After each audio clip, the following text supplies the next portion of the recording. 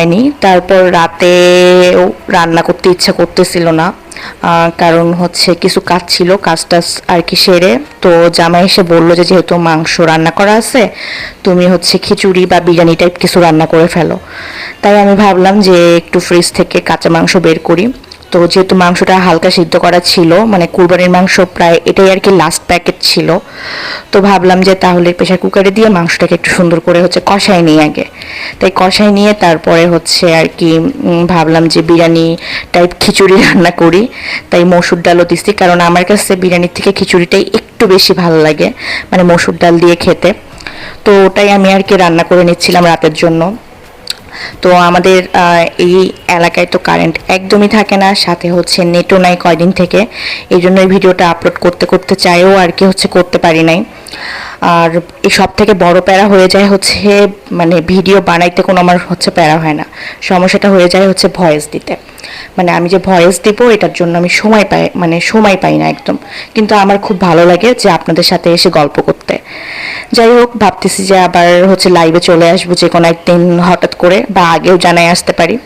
তো যদি আপনারা থাকেন তাহলে হচ্ছে অবশ্যই লাইভে আপনাদের সাথে গল্প করব। তো এখানে আমি খিচুড়িটা রান্না করে নিচ্ছিলাম। আর খিচুড়িটা এইভাবে আর কি রান্না করে নিতে আমার ভালোই লাগে, মানে আর যদি একটু আলু মিক্স করি তাহলে তো আরও বেশ লাগে আর কি খেতে। যেহেতু আগে মাংসটা হচ্ছে রান্না করে নিয়েছিলাম, তারপর চাল দিয়ে চালটাকে আর কি ভালো করে হচ্ছে কষায় আর কি নিয়ে এখন পানি দিয়ে দিচ্ছি। তো এখানে আমি একটা ভুল কাজ করে ফেলছি। সেটা কি, আমি প্রতিদিনই গরম পানি দেই, আজকে জানি কি মনে হয়েছে আমার, আমি ভুল করে ঠান্ডা পানি দিয়ে দিছি। আর গরম পানি যে আলাদা করে করব সেটা আর আমার মাথায় আসেনি। তো যাই হোক, তো খিচুড়ি রান্না হওয়ার পরে মানে সেটা আর কি ভালো করে সিদ্ধ হয়েছিল, হালকা হালকা একটু করে ভিতরে ইয়া ছিল, তো পরে ভাবলাম যে একটু হচ্ছে ঢেকে রাখি। দেন হচ্ছে 20 মিনিটের মতো দমে রাখছিলাম। তো তারপর অটোমেটিক আর কি হচ্ছে আপনার হচ্ছে ঠিক হয়ে গেছে।